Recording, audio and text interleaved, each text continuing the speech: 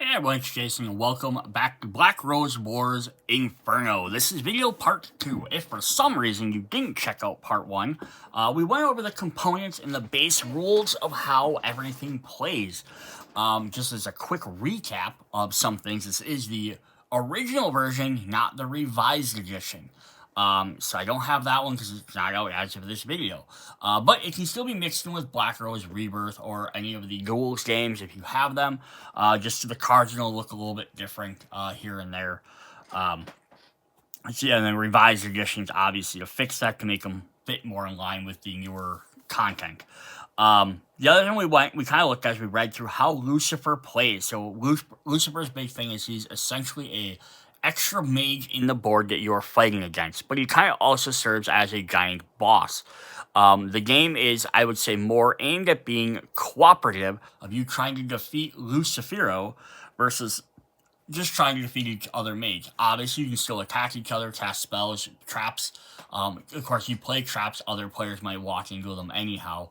But Lucifero summons really powerful evocations that he gets to use. As he's moving around, he's also trying to gain points and defeat you, the players, to take over the Black Rose Lodge.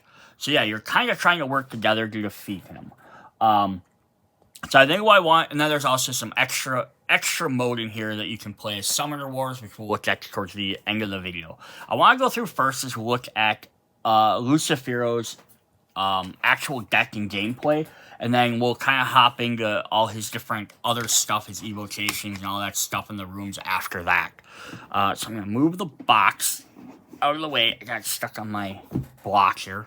So first of all, here is the big boss man himself.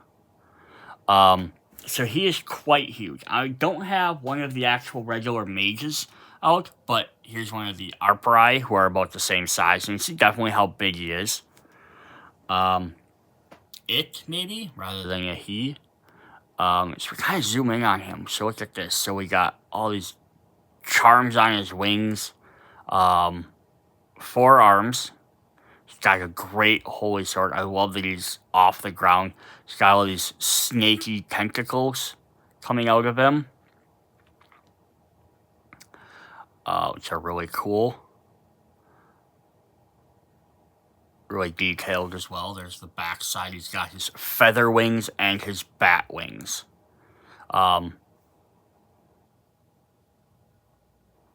Very neat. So also just as another mention for this before I get into too much further into the game, I did just say this in the first game, this is obviously based off Inferno. This is Lucifero, who's Lucifer, Satan, to some people, the idea.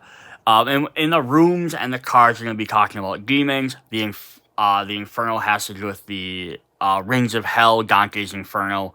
So if you are not interested in that stuff offends you, this is your best opportunity to just exit the video. This expansion is probably not for you then. There's some cool stuff you can add, mix and matching to the core game. Even if you don't want to play as play against Lucifer himself. But that is entirely your call. There is a picture on the back of his evocation card. So you can kind of see a colored picture of him. Interesting, lots of black, whites, and silvers. It's kind of neat, just the lore of it. Because you get Inferno and you think fire. It's actually mentioned it's very icy and cold. Which is also a different interpretation of that. So we do have his board, which keeps track of his 17 health. Has his 2 action decks. I keep saying he, but I think it's a very androgynous character, so it can kind of be either or, he, she. I'm not really sure. It's an it, probably, rather than anything. Alright, so we're going to take a look at their action deck right off the bat. I want to just kind of get into that, because that's the big core of the game. So we're going to have 10 cards for each moon. So then as each moon changes, you'll switch to a little bit more difficult deck. So I'm going to drop this down so we can see that. So, on the top of each one, of course, we have the name and the moon. So, Inferno/1. And that's going to say who it summons. So, Lucifer only summons demons from this game. So, they're not going to be summoning from this game and 2 from the core game. They have Malakota, who is the demon from that game, and Cerebro, who's the other demon from that game. So then all the little things are going to be showing which ones they summon. So then here's a little key. So BA is Barbarisia, MA is Malakota, CN is Centauro, CR is Cerebro, FA is Farfello, and AR is Apriel. I'm going to butcher names in here left and right because they're I think they're Italian-based names. And I don't know the language that well, or at all, probably. So if you're playing a 2-3 player game, they're going to summon a Farfello. If you're summoning a 4 player, they're going to summon the Apria as well. Now, I believe, I'm trying to see if I can find that page.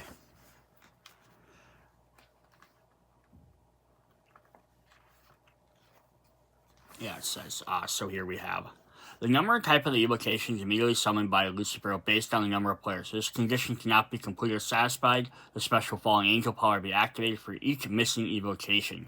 So if it's just a 2-3 player game, they're going to summon 1. If you're playing 4, 5, 6 players, they're going to summon both of them. Otherwise, it's going to then do its thing. He's going to move up to 1 space to reach the room adjacent to the target mage. The mage with the highest threat value. So as we indicated during the last game, the threat value is going to be based up on, you're going to have this special Perelium meter, which is going to be changed throughout the game, so either +5 up to -5, or down to -5, as well as the difference between your power points, whether you're higher or lower than Lucifer. We'll keep track of what your threat is. And then when Lucifer moves, also as a reminder from the core game rules, is when he moves into a new room, he pushes all other models out. Each person controlling their own just to decide where theirs or their evocations go. Then whoever holds the crown moves all of the Lucifer's evocations out of the way. He's big enough that no one else can be in his room. So put 2 damage to all models in the highlighted rooms. If there are no enemies in the highlighted rooms, draw another card. So kind of whatever direction he is facing will be like whatever room he's doing. He does have 1 point in there, so you can summon him at some point with the forgotten cards. Yeah, so he's going to move 1 space to try and reach the move of that target. He's going to push all of them out, and he's going to do 2 damage to all models in those rooms. So very interesting. I think we're going to get, as we get through a lot of these, we're going to get just better versions of each one of these. So I probably won't have to read through all of these. So we have Inferno /1, which just summons a Farfelio. We have Move and Slab 1. I want it supposed to be Slash. But that summons a Cerebro and an Arpia. Move 2 spaces. Move up to 2 mages. Move up to 2 spaces to reach the room adjacent to the target mage with the highest threat value.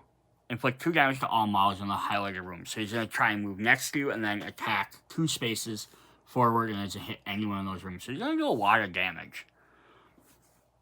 He has another one that just summons a CN, which is Centauro.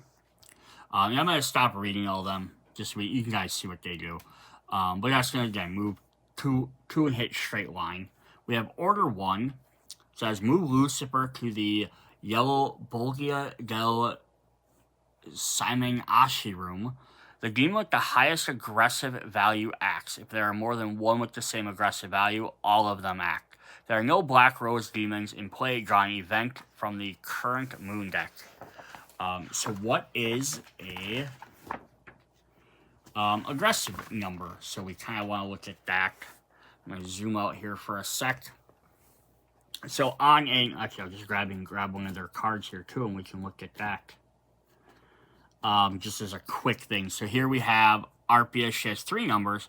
She has a Perelium number, her number with a number 8 in it, which says which one of the models she is, and then her PowerPoint value. So a little bit more context in there.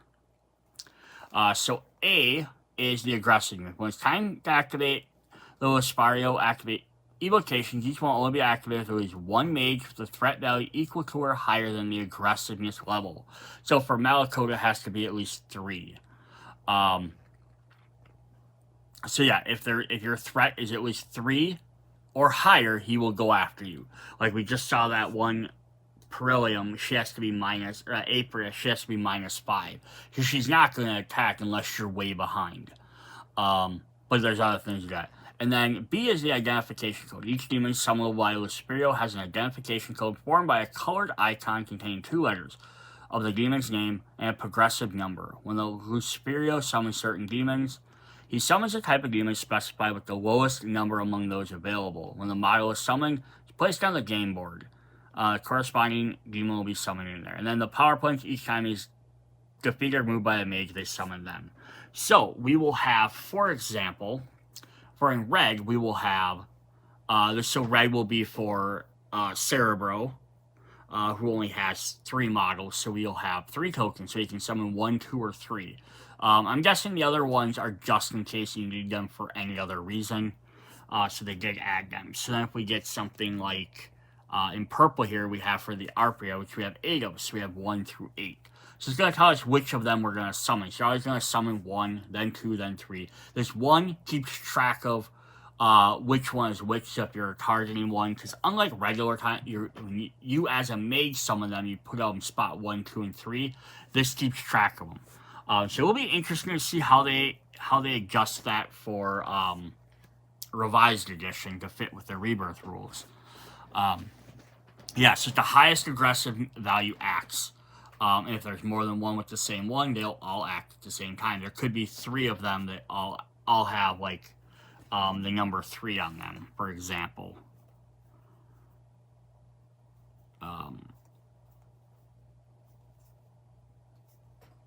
Yeah, for example, like, all 3 Cerebros have a 2.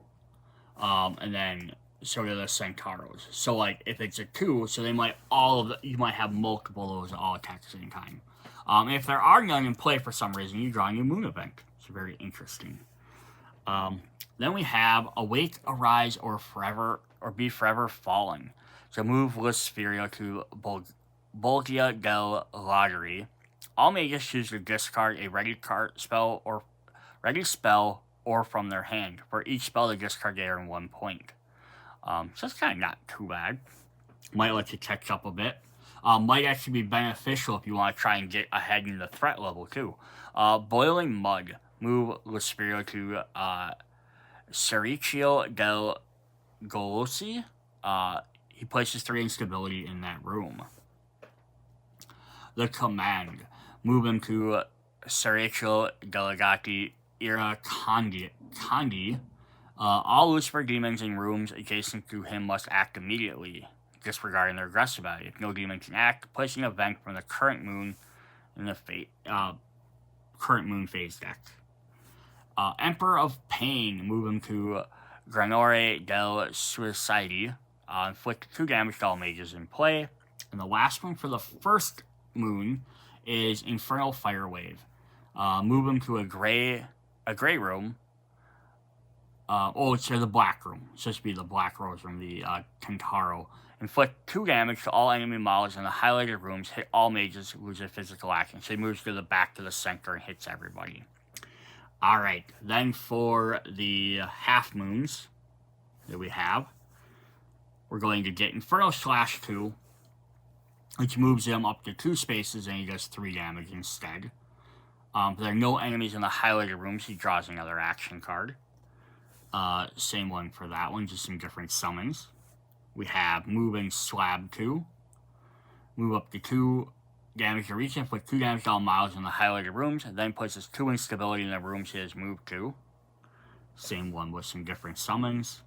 Order 2, he moves into Sergio Delegi Averari. Highest aggression of acts. If no demons, draws an event from the current phase move and another action card. Humiliate, move him to Sergio Delegati Ereka C. All mages in play choose to steal 1 point from the mage with the highest threat value. The Black Rose gets a trophy from each mage that decides to steal. So basically, if you want to be evil, you can get that. Malabranch, come to me. All his evocations in play act immediately. Like, if I can activate these outside of turns is nuts. Enough. Move him to the red room, Porte del Inferno, then destroy the first adjacent room available, present and not already destroyed in the following order. Black Rose takes the room token. Siege of Taurus. Move him to the room Bolega del Lagri, then destroy the first adjacent room in that order. He takes a token. And then we have Bearer of Souls. Move him into the Serraicio del Traditore.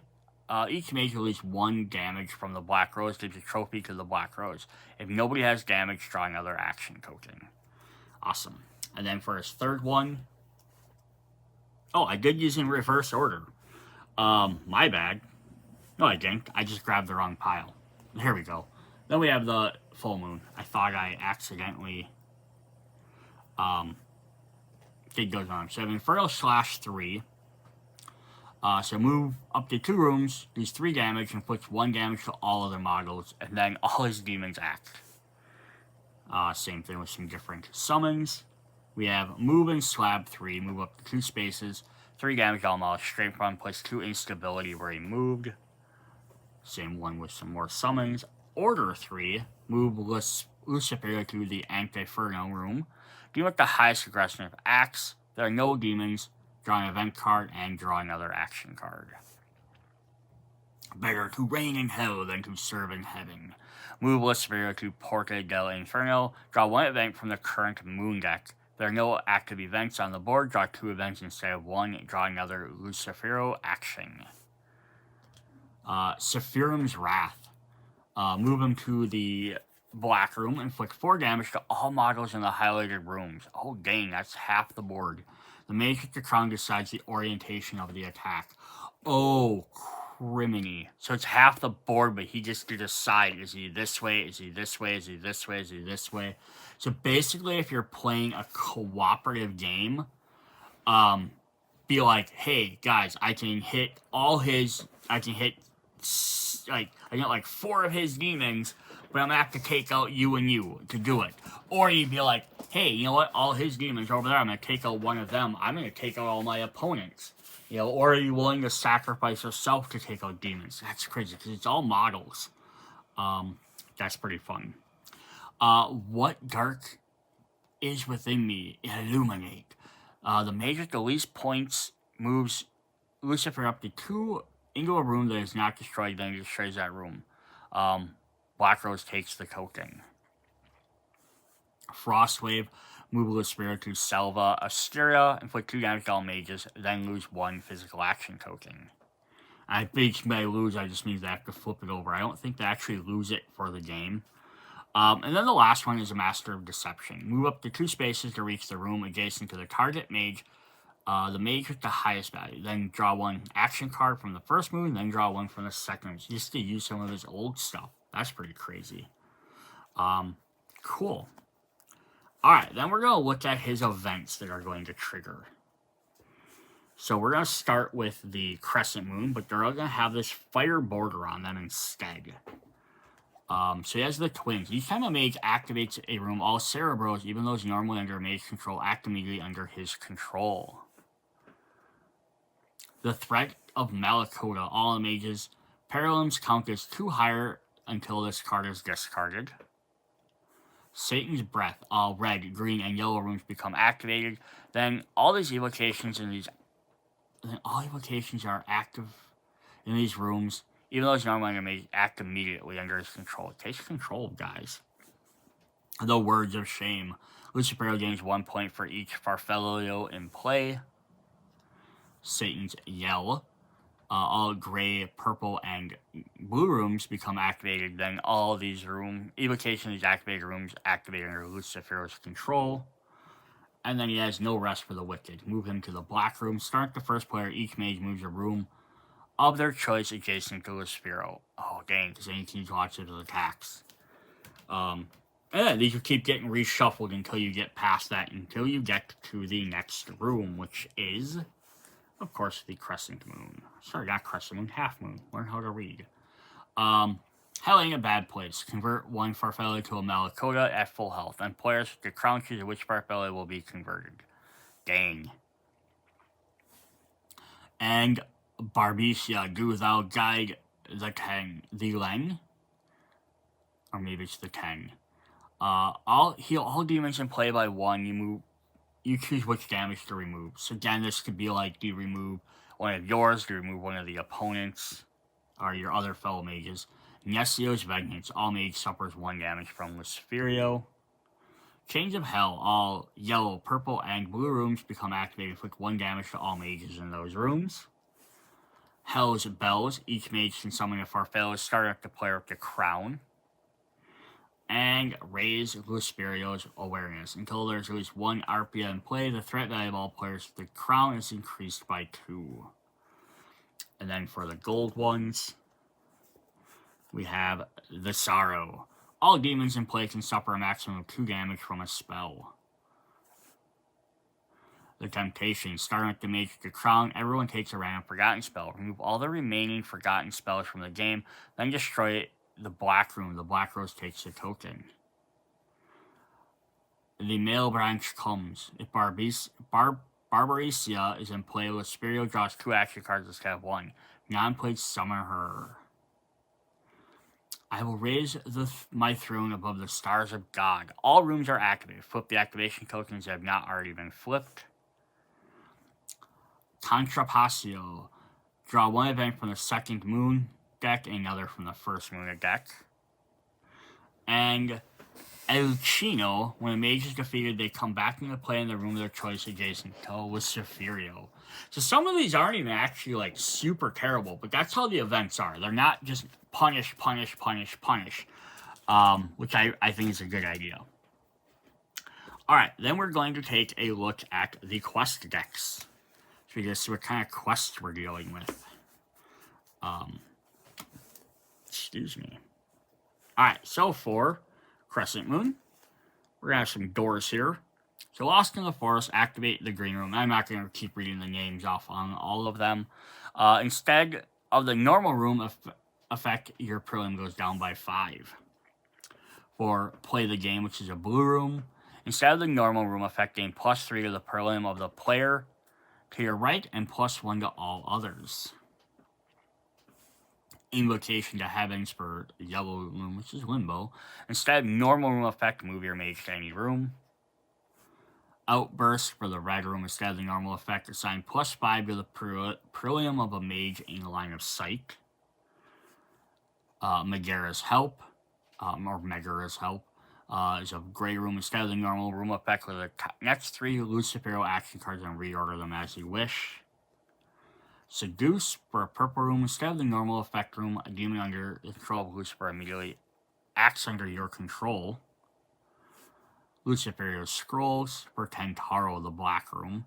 Instead of the normal room effects, assign 3 points to Luciferio, then draw 1 forgotten spell, and if possible, cast it immediately, otherwise discard it. Oh, that's interesting. Divine Annihilator. Hit at least 2 demons with your combat spells during 1 turn. Sacred Warrior, inflict 5 damage to Luciferio. And Be Discreet. Reduce your prelim by 2. So very interesting. Alright, then for the half moons, we're going to get some of our other rooms. We'll have Kakio's Prophecies, or Kaisio's Prophecies. Instead of the normal effect, let the next 3 event cards, put them back in the order you prefer. For Betrayal of Cain, for the blue room, instead of the normal room effects, all other mages lose 1 point. Ulysses Cunning, for a yellow room, instead of your normal room effect, you can immediately cast a spell from your hand. Phlegethorn's Water, for a red room, instead of the normal effect, you can defeat a model to 6 damage. You cannot select Lucifer, resolve the defeat normally. Shake the Trees for a gray room. Instead of the normal effect, summon 2 Arpia in 2 adjacent rooms. 1 of them can act immediately. Gasagone's Strength for purple room. Instead of the normal effect, assign +3 prelim to 2 enemy mages. Challenge of Faith. At the end of the action threat, if your threat level must be equal to or greater than 3. Remain inconspicuous. At the end of the action phase, your threat level must be less than 3. Or not less than -3. Demon Summoner. At the end of your action phase, you must control these 2 demons under your control. And burn, kill, destroy, create. Reveal at least 1 fire, profane, magic, and earth spell. Alright, then for the last group, for the full moon, we have Campiano the Great. For the green room, instead of the normal effect, all the models in the adjacent room suffer 3 damage from Lusperio. Read the future for blue room. Instead of the normal effect, resolve another of your quests automatically. Pluto's Assistance for yellow, instead of a normal effect, increase your Perlium by 2, and your turn you cannot lose power points. Hell's Mercenaries for the red. Instead of the normal room, and summon 1 Arpia. Farfarello and Centauro, increase your Perlium by 2. Forced Decisions in the gray Anti-Inferno room. Instead of the normal effect, inflict 4 damage to a mage 2 spaces away. That mage can inflict 3 damage to a model other than you. Oh, nice. You kind of pass it on. Falsify Documents. Gray room, instead of normal room, you can reduce your Perlium by -3 and increase your Perlium on the enemy by 3. Frozen in Tartaro, the black room. Instead of the normal room effect, defeat Lucifero and assign the points as normal. Oh, dang. That could be crazy. Might even get a straight 1 kill off of him.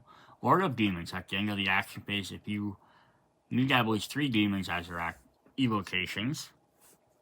Soul Thief, gain at least 2 trophies in this turn. And then finally, Bringer of Light. Don't play any combat or trap spells this turn. It's very neat. So these have to be their own cards. They can't be mixed in. There's a couple of them. I could see where if you want to really get crazy, and you're like, okay, I'm probably not going to ever just play Inferno mode by itself, and you want to mix and match some of these, you could definitely do that. If you're doing the Chaos mode, and you're going to mix the locations in there, obviously what you want to do is go pull out, if I'm taking out the Biblioteca for, and the arena, and I'm putting in the yellow and red ones for this game, you want to pull out their event cards, put these ones in here, so that they actually activate. Otherwise, the only couple of ones that wouldn't work are ones that directly reference something Lucifario does, moves into that room. But even there, you could even play it and just be instead, maybe it says moves it, or the stuff that mentions the Perlium wouldn't work. You could maybe find reasons to get around that, but they generally wouldn't work in a regular game. Alright. Then we have the Eternal. They're called the Eternals. The Exorcism cards. So these are more powerful quests that you can then add into any game if you like. But obviously they're going to only work more in this game because of the fact they have all these guys. So if you summon 5 Opera, you gain 5 points, or summon a Cerebro, a Centauro, and a Melicodia. So these are a little bit harder to do, definitely. Most demons killed. Actually, I don't think these are, sorry, I shouldn't say these are, have to summon them. These are if you defeat these characters. They don't really specify that too much, but that's the idea of these. So if you have beaten a Cerebro, a Centauro, and a Melicodia, because when you defeat them, you steal their cards.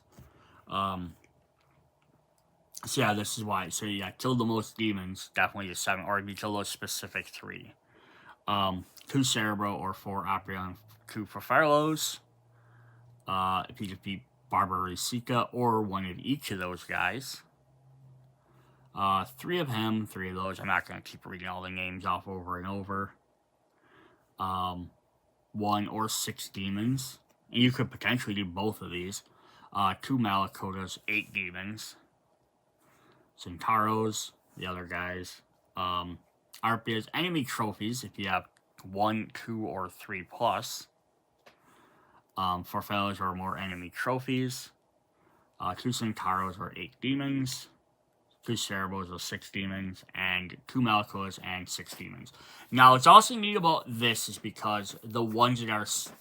You could include this in the base game if you are using the Summon Reward rules. You'll let you have ways to summon the rest of these guys very easily.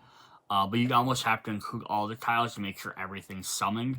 because it wouldn't be fair to have no way of summoning, like Malakoas are able to be summoned in the base game, but I think they can only be summoned through one spell school. Or the same thing with like Cerebros, can only be summoned with the arena, I believe, the summoner room in the base game. So if you're not including that, then that means it might be harder to do these. And if you're not using all them rooms, killing 6 demons is going to be really hard if there's only Cerebros, if there's only 3. Yeah, so there's some different ways you can do that there. So that's pretty cool.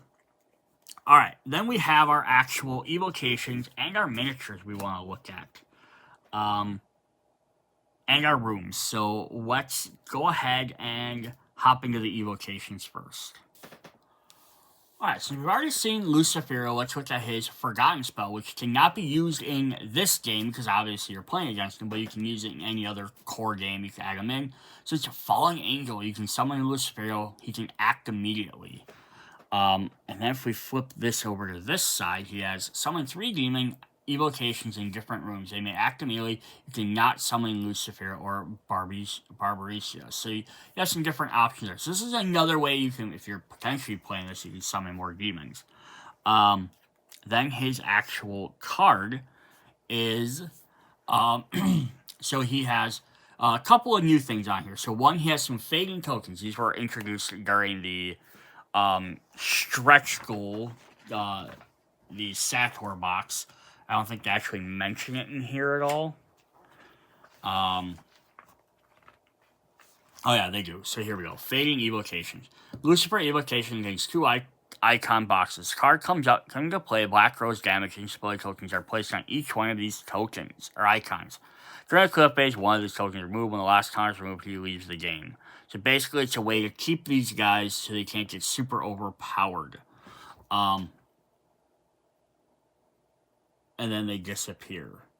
So yeah, cool. So he's only going to be out for 2 turns, but he has 3 movement, does 6 damage to 1 model, and has infinite health. Can't be targeted by effects or suffer damage. When the game ends, if the game ends, you still possess this card, gain 3 extra points. That's pretty cool. That's a neat way to do that. Up next, we have Il Decurio for Barbarisica. Who has Summon Her, she can act immediately. So there is her card, and then if we flip this over, we have on the other side, take control of 3 evocations owned by other mages, replace their rose pins with yours, gain 3 points. So you're literally stealing their evocations.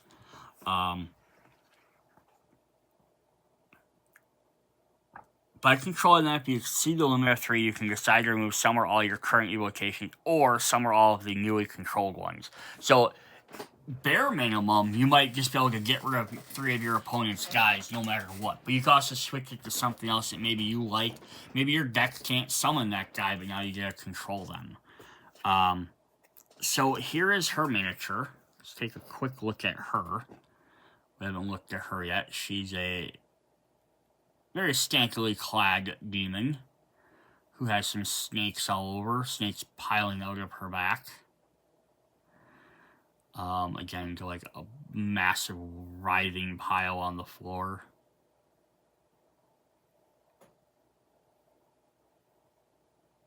Yeah, she's like one of the hell demons, of course. Alright, and then she has her regular evocation card. So it says, she cannot be removed by spells. She can suffer damage only from other evocations. When activating her, instead of activating her, you may activate any other evocation alive as of it under your control. So she's basically just to manipulate everyone else. She has 2 movement, 5 damage, and 5 health. Then I'm going to flip to the other side. So this is if Lucifer controls her. So 2 damage, 5 movement, 5 health. Cannot be damaged by spells effects. She acts as... After she acts, Lucifer draws an action card and acts without summoning. So that's kind of neat. So you just, basically she just perform extra, let Lucifer perform extra actions. Which is pretty crazy. Alright, then our next one up is we have 3 copies of them. Is we have the Centauros. So we get 3 miniatures for these guys. And these guys are pretty cool. they're hell centaurs and have these big giant spinning wheels that they attack with. In the world of Nova Eactus Chronicles, there are centaurs in the regular world as well. So it's kind of neat that we have a centaur that went to hell and became a centaur demon. So it's not like these guys are exclusive, like, demon-only monsters. So yeah, the regular one does 3 damage. I guess 3 movement, does 2 damage, has 3 health. His attacks are considered to hit a room, so when he attacks, hits the entire room, which is pretty crazy. And then if we flip over to the other side, we just see a little bit better picture of him. Does 3 movement, 3 damage, 4 health, and he has attacks rooms. So yeah, we kind of compare these, and you see, like, when Lucifer has him, he's a little bit more dangerous when you control him. Alright, so our next one up we have is the Farfellows. We're little demon-y beasts. So there's their miniature. So these guys are interesting because, I'm going to scoot that away since they're kind of like bat-winged jackal dogs almost. I almost even said maybe they're like Egyptian, especially with the curved blades. They really feel like very Egyptian-y themed. Like jackal dogs, so they are now demons, which is pretty cool.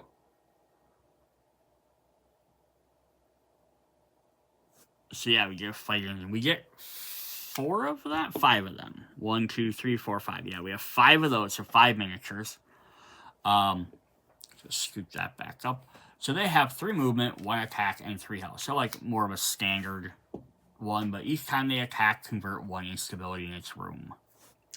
And if we flip them to their Inferno side, they have 3 movement, 3 attack, 3 health, and then each time they attack a mage, Lucifer places 1 instability in that room. So instead of converting, they just do straight up damage. So you can kind of see that, yeah, looks very Egyptian-y. Alright, then our last brand new one, which we have 8 of, is we get the Arpia, or Harpies. So let's take a look at those guys. So you got some big old harpy wings there. I love harpies, how their feathers or wings are attached right to their arms. Got like the clawed feet in there as well. It's a crazy weapon though, like right there's like should be the handle right there, and then it's like a blunt spear.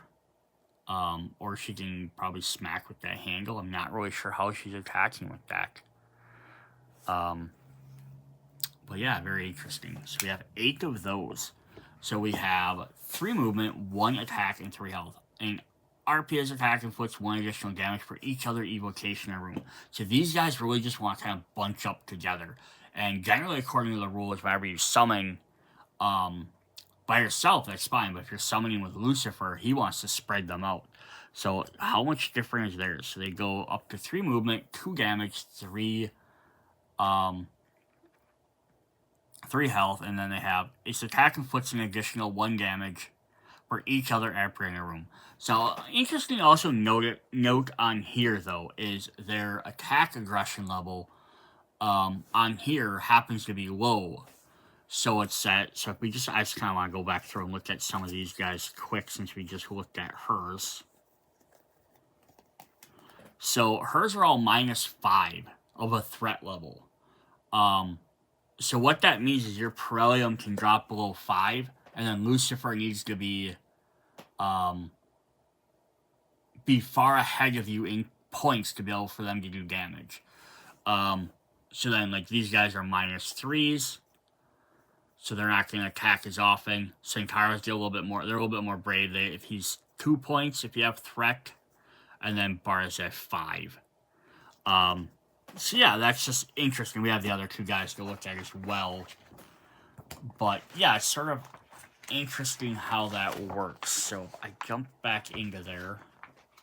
When it's time to activate them, we'll only activate if there's at least 1 mage with a threat level equal to or higher than its aggressiveness.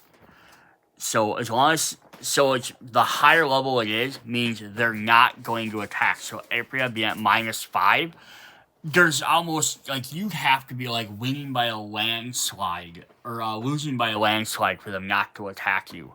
Because it's -5, you'd have to have either be so far have 0 on your prelim and be so far behind Lucifer, or be -5 and be barely behind him. For him to check and be behind him for him to gut. So that's kind of interesting. So the more powerful they are, they're not going to attack as often. The weaker ones will attack every time they can. All right, then the last two we have, I don't have the miniatures out for because they're from the base game. But we have our 3 cards for Cerebros. So we can attack with them. So we have 2 movement, 3 damage, and 3 attack. Each time a Cerebro attacks, you can choose to heal 1 to heal him or to you. So he kind of heals you, and then the other side is going to be, they have a threat level of 2, or aggressive level of 2, so it's 2, 4, and 4. Each time he inflicts damage, heal him for 1. So he's going to stay alive. And then the last one, which we also have 3 of, is Malakotas, who have 2 movement, 4 attack, and 4 health. When you move from the game, its controller loses 1 prelate, or 1 power point. And then the Inferno side, 1 movement, 5 damage, 5 health. If he defeats a mage, only the Black Rose earns points. So basically, yeah, he kills you, the Black Rose is going to win for it. Alright, so then we have 1 more forgotten spell to look at. And then we're going to look at the rooms. So we have this one here, which is actually a promotional card. So Black Lymph. Which is why I still have it sleeved up. It says, lose 2 points to destroy the Black Rose room and take its token. So it's kind of, you can use this to destroy the room so no one else can use it. On the other side, we have looked at the Forgotten Spells deck. Choose 1 card and add to your hand and gain 1 point. Otherwise, you use this side just to gain extra cards. Now, this does say it is the Kickstarter second wave gift. So this is for someone that backed this during the Kickstarter campaign. They got this as just an extra bonus. So this might not be in your core set, but I did want to show it off. Alright, then we have our rooms. Alright, for the Inferno rooms, once again, they replace all the stuff from the core set, but you do have the option of mixing and matching if you want to play future games. So you can kind of place it. Kenturo's a Black room replaces the Black Rose room, and so on and so forth. Another thing I'm going to mention here, so they do have little extra things kind of shows instability numbers, how many points they're worth, what the pictures are, plus a little extra description on the effects. So I'll probably be reading these, but I might not show each one off. But they also do have translations for some of these games, which is very helpful to me. Personally, though, I kind of almost wish they had them on the cards as well. I mean, I get the idea of like the originality. But I almost wish they had like a way to even buy like a second set so I could have them as the other names. So we're going to start with Pantero, which is the frozen throne of the Lucifer. So this has, of course, 10 instability. It's a Black Rose room. And then it has its effector. Gives you 6. It says, discard 3 spell cards from your hand. Draw the first 3 cards of the Forgotten deck, choose 1, add it to your hand, place the others to the bottom of the Forgotten deck in any order. They also says, draw a Lucifer action card and resolve its effect. Once played, the Forgotten spell must be removed from the game during cleanup.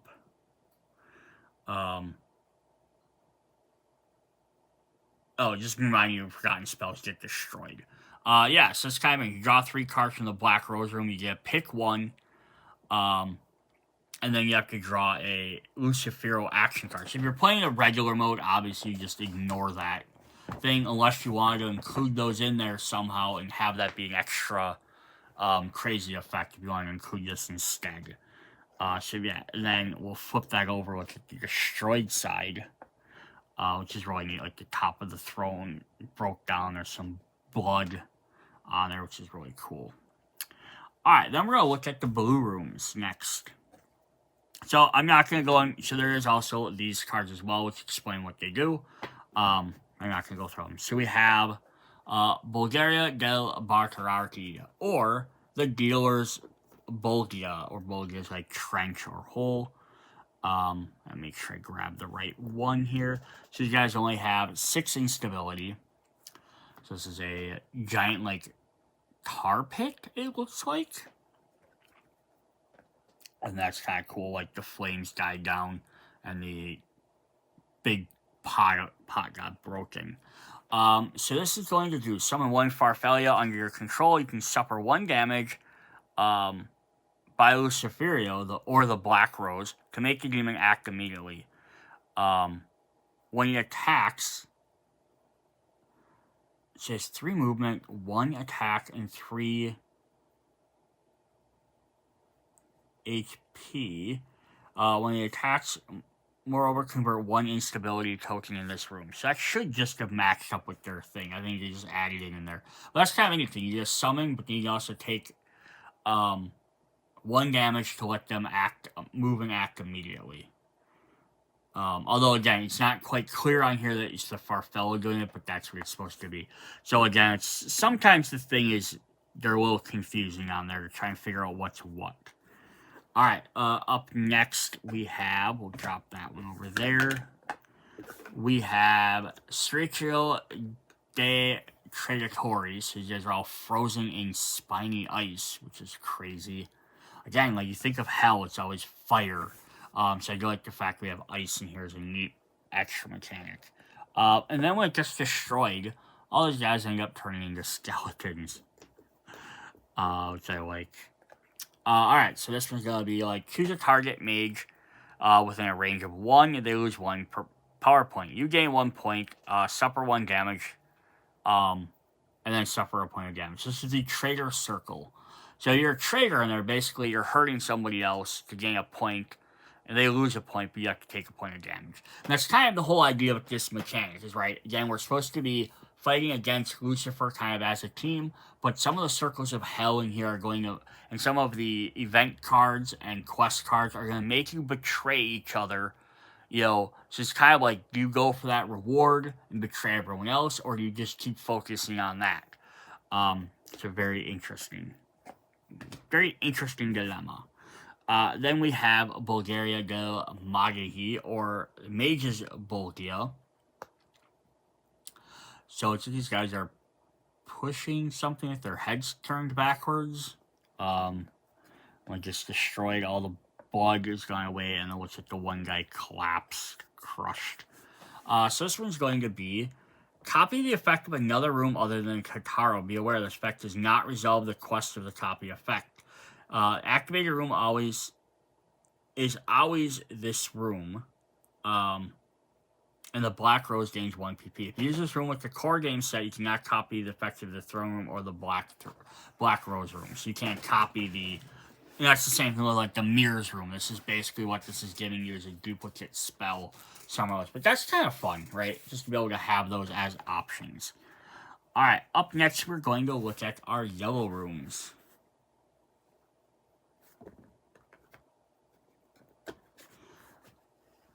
I don't know why my camera is freaking out on you guys. Alright, first we're going to look at Limbo. So Limbo is kind of like the Hell's waiting room, generally. So we got like a tree, little area there. And then we go here. Oh, everything burned down. Oh, noes. Here we have Limbo. So it says, you can heal up to 3 of your own wounds. Choose 3 damage tokens on your mage board and remove them. Choose a demon under Lucifer's control that has damage and heal 2 of them. So heal 2 from someone that's controlled by the Black Rose. And then you gain 3. So it's kind of a hitter. Again, it's kind of like, do you heal yourself but potentially heal an enemy? You know, just very interesting. Alright, we'll flip to the next one. We have Sricho Delegati Arvarai, or Stingy One Circle. This is like boulders that roll down this hole. Interesting. I mean, now it's just a big giant hole instead. And I don't know all the exact lore behind all this stuff, unfortunately. It'd be more interesting, but it says, draw the first 2 quest cards of the current moon deck. If you have more than 2 quests, you may discard 1. Or you have to discard 1. Draw and apply the effect of an event card. Yeah, so cool. Upside, you get quests. Downside, it punishes. That's just kind of neat about these. They make the game a little bit more difficult. It's like good and bad stuff on all of these cards. Then we have this one. Now, this one, I'm going to note the artwork does change if you have this SATOR Kickstarter stretch goal box, because this is the same artwork as a different card. So they did reprint it with a new artwork. I'm not going to show it up in here because if you don't have that set, then it's not going to make a difference. All the effects and everything stay the same. They just had replaced the artwork. But here we have Bolgia del Simonassi, or Simonatics Bolgia. So there's like a drained pit. So we'll see that artwork again. So here we have, look for a card from any discard pile in the library and draw it. Suffer 1 damage inflicted by the Black Rose Room or Lucifer. Repeat this effect once. Oh, so cool. So you get 1 card from a discard pile, but if you want to do it the second time, just take extra damage. Are you willing to hurt yourself to gain more cards is the issue. Or not the issue, but the question, rather. Alright, we're going to hop into green. So in green we have Salvia Obscura, so a little forest in here, which is also known as the Dark Forest. So this one says, lower your Perillium by 2, choosing an adversary mage and increase their Perillium by 2. So this is one that might not really make any benefit to put in the other game because you're not using Perillium. But that's, kind of what it is. But yeah, just in the actual game here, that can make a big advantage on whether you're being targeted or not. But again, for you to save yourself, you have to hurt someone else. So they do make that, again, make that cooperative aspect a little more of a pain. We have the Girio del Beasti Moratori, Blasphemer Circle. So these guys look like they're in some sort of sand pouring in, and then there's like a little fire raining down on them. Interesting. And the fire stopped, but they all burnt to a crisp. So this has inflict 1 damage to all their models, either in this room or a single adjacent room. You and your evocations do not suffer the wound. So this one's basically just straight up if you want to hurt everybody else. But the thing is, all other models. So again, Lucifer has a bunch of guys in one room. You can target all of them and do damage to them. But again, you might potentially hurt your team or your fellow mages. So yeah, very, very cool. All right, then we have this creepy ass looking one, Sricio del Ghostly, which is Greedy One Circle. So they're inside the belly of a beast. And like the poison, and then the beast all dries up. So this one has summon 1 Cerebro under your control. You can suffer 1 damage inflicted by Lucifero or the Black Rose Room to make the demon act immediately. As his characters, each time you attack him with damage token from your mage sheet or from him. So he works the same way as he normally would. So yeah, so it's the first one we've had so far that's going to let us summon a new creature. And it's also interesting because if you mix this with the base game, you can summon Cerebros in 2 different colors. Alright, then we have our red rooms. Dun, dun, dun. We're going to start with the Porta del Inferno. So this is a summoning room, it looks like. Lacerete Okines Subfancia Vole Chinarati. Again, that's probably the most butchered time you're ever going to hear those words. This is Hell's Door. So this is a giant summoning gate. And then everything's kind of been shattered. So for that one, we have draw 3 spell cards from your grimoire, then discard 1 of them. Suffer 1 damage from the room. So suffer a point of damage. So yeah, not too bad. Get some extra cards, but take some damage for it. So here's our original slime pool. Srincho Degali Irisantio. Iracandi. Wrathful One Wrath One Circle. Because you have the Circles of Hell. So there's the empty version. This one says you can move a maximum distance equal to your current movement value. You must end your movement in a room occupied by an adversary mage. Make a physical attack against the adversary mage in a room where you're stopped. If the mage is not defeated, he inflicts 1 damage to you. Yeah, severe. It has to be a mage though, so this one's almost like only useful if you're trying to sabotage other players.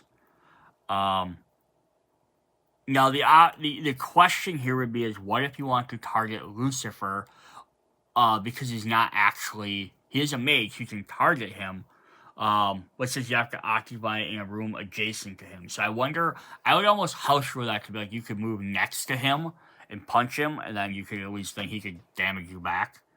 But you have to be able to move to his space. So if he is 2 spaces away, you can do it. If he's 5 spaces away, or 3 spaces away, and you can only move 2, you can't move 2 next to him and then attack him. You have to be able to move onto his space, but you just stop 1 space before him, is how I would play that personally. Alright, our next one. All my tiles are falling over. We have Gero Giggly Omnicide, or the Murderer Circle. So there's a room full of, like, spears, it looks like, and blood. Blood pool, and then the blood pool dried up. So this is going to let you summon a Centauro, and suffer 1 damage by the Black Rose Room to have it activate immediately. Alright, then we have some purple rooms. So we have Spiritual Guy Elusario, or Luxurious One Circle. So we have some full spirits and ghosts and some skelly ghosts flying around. And I'm assuming that'll become little withered sparks. Very cool. You gain 1 power point. You can heal up to 2 of your own wounds, choose up to 2 damage tokens on your mage sheet, and remove them. The demon under Lucifer's control of the highest aggressive acts immediately, regardless of whether it's a mage, the threat value, or not. So, power point that, but someone is going to attack. I think, yeah, they're going to attack somebody. It might not be you. So again, do I heal and get some points versus potentially hurting somebody else? Now, if you're not playing with the Inferno set and you mix this in a regular thing, it'd probably just be like someone has to pick one of the Black Rose's evocations to attack. Or if you're playing with another avatar, use one of those. You might just have to house rule it a little bit. Bulgaria Guy Ruffiani, or Ruffians Bulgaria. So it's all beautiful flowers, but they're eating a person there. I'm gonna guess they're gonna be all withered up. Yep. So choose 1 spell on your mage sheet. Ready, activated, or use, and discard it to your memories. Then replace it with 1 spell in your hand and cast it immediately. Then apply the effects of an event card. So that's kind of cool. You discard a card from your board to play a new card, but then you have to draw an event to suffer that. Neat. And then the last one we have for purple is Bolgia del Lagare, or Thieves Bolgia, which is a bunch of snakes. So Indiana Jones does not like this tile. And then, oh, look at that, snaky skeletons, and the statues are all broke. So it says, obtain the crown. If you already had it, suffer 1 damage inflicted by Lusparia, the Black Rose Room. The player that loses their crown suffers 1 damage. So yeah, this is basically replaces your throne room in the game. So instead of just getting the crown, now you can take it from someone else and deal damage to them. So it's like, again, how quickly do you want to act where it's going to hurt somebody else more than just acting on it? Then the final 3 rooms we have are gray rooms. We have the Ant Inferno. It's Ant Inferno. I kept reading it as like Anti-Inferno. It's literally Ant Inferno. Which is a colony of ants eating people, or bees. And then their hives are all broken. That is crazy. So it says, put 2 damage on a model in Rage 1. You cannot select mages in their cells. So it just does some extra damage. And again, it's models, so it can be anybody. Very fun. We have Cetrio Delegi Arasake, which is the Hedrix circle. So these guys are burning in like coffins. And they're all dried up in Skellyman. So we have this one. So look at the first 3 Lucifero action cards. Place them on the top of the deck in any order you choose. Suffer 1 damage inflicted by the Black Rose. So, house ruling for this one, maybe instead of his, maybe you could say look at the top 3 cards of the event deck. Unless you're playing against an avatar, then you look at the top 3 cards of any avatar deck. So it's easy enough. There's enough avatars as the game keeps progressing to be able to do that. But yeah, you rearrange decks so you kind of see what you're going against. Then our last main room is Garone del Suicide. So this is the suicidal circle. These guys are all becoming trees. And then here all the trees are withered up and falling over. And our last effect for that is you can summon 1 Arpia under control. You can split 1 damage to have it act immediately. So we have 1 that summons 3 different guys. So interestingly enough, though, we don't get we do have 1 that summons. Do we have 1? Yeah, we have 1 that summons Farfellow, 1 that summons Cerebro, 1 that summons Centauro, and the Arpia. So you can summon the 4 different main guys. We don't have anything that summons a Malakota, which is a bigger demon, or a Barbecia. Alright, so the last thing we have left to go through for this game is we're going to look at the Summoner Wars Inferno tokens. So I'm going to flip that over. So just as a quick reminder of what this is, an alternate way to play Black Rose War using a core box material. The game of Summoner War evocations play more significant roles with respect to the core game. It's easier to summon them, and the mages will activate them more frequently. So in here, the regular mode must be followed. Some of the activation codes will be placed by Infernal tokens, which will have like this flame on the bottom to show that they're different. So they have the same names. During the game of Summer Wars, Forgotten Spells, including this expansion, can be added as well, so you can get Barbecia and Luciferio, as well as you have any other expansions, game modes, stuff like that, especially if you have like Rebirth and Duels, you can add more cards in there.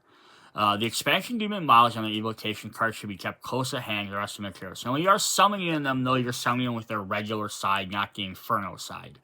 There are the 2 core rules. Optional is Chaos, which allows you to switch over after each moon changes, you can swap Infernal tokens with your regular ones or vice versa. So that way you can play like after the second part of the game, you can switch to different tokens. Like maybe it starts out the regular game, and then when it hits, you switch them all to their Inferno, so now people have different activations. And then maybe after that even, you can switch them back to the regular one when it hits the 3rd one. So you only have a limited time to activate the Infernal ones. Could just be an interesting way to play the different tokens that way. And you can even apply this to other ones that have different rules. So like the Duels games both have once the same name, but they have like an extra subtype to it. So instead of Sanctuary, it's like Warrior Sanctuary or something like that. So you could even apply that and be like, hey, this is still a Sanctuary, but you could even swap out between any of the other ones and have a lot more chaos, because that means every time they change, you don't even know which ones are coming. The other one is Prodigious Summon, which allows you to, during your turn, spend an action token to activate your evocations. So what's really fun about this is because rather than having to wait till the end of the turn, everyone's played stuff, then activate your evocations, you can now activate them right away at the cost of one of your things. So that way you don't have to, so they're not going to get destroyed or possibly get destroyed before you get to use them. It just makes them so you're using them more often. You may even possibly use them both if you want. Alright, so we're going to go ahead and look at these tiles in no generally particular order. But we have the purple one. I'm going to zoom up on these. So this is going to let you, for the armory, you can replace this in summoning an Arpia. You can lose 1 PP to make it activate immediately. So this does replace some of the exact ones we just saw in the other mode. But they're in different colors as well, though, which is very interesting. So, like, here was the Granolan Ghost Suicide, which does the exact same thing. Except this one costs you a health, that one costs you a power point. But you could, again, mix these in with the Inferno rooms as well, and you can have multiple rooms to summon Arpias. So again, you might be able to eventually, I'd have to look at this, between this, Rebirth, base game, everything, you could potentially have every single room have a summon in it. Might be very possible. Yeah, so very, very cool there. Now the back side, it just shows the same thing there, so I'm not going to look at that. Then we have a replacement for the Pleasure Room, which lets you summon a Cerebro or a Centauro. It says, remove one Cerebro or Centauro under your control from the game and summon 2 Farfellows or 2 Arpias within 1 range. So depending on which way you're playing, you can have 1 or more of these. I almost wish it was the it says also you can lose 2 PP to make the 2 demons act immediately. So they do have the ability to like reduce PP so everyone can activate quicker. I always wish this is also the other direction. You could get rid of 2 Arpia or a Farfellow to summon 1 of them. That would have been cool. But then we also have for the base game, we have the Cemetery. Summoning a Lander Schnitz. You can lose 1 PP to make it activate immediately. Then we have upgrading that. We have Sacrificial Altar. Remove 2 Demon Evocations out of your control from the game to summon 1 Mala Kodia. And you can lose 2 PP to make it activate immediately. So you have to have 2 demons, so this is only going to work more well if you're using lots of these different tiles. You just add it to the base game like the 1, it's probably not going to hit as often. Then we have the red for Arena. It says, choose 2 evocation models found in the same room within range of 1 or within 1 range of each other. Each one inflicts damage to the Vibes attack on the other. So basically 2 evocations attack each other. So that's kind of cool. Punishing people for playing them. Summoner's Room lets you summon a Cerebro. And then you can use 1 PP to make it activate immediately. So nice, you get an extra 1 of those.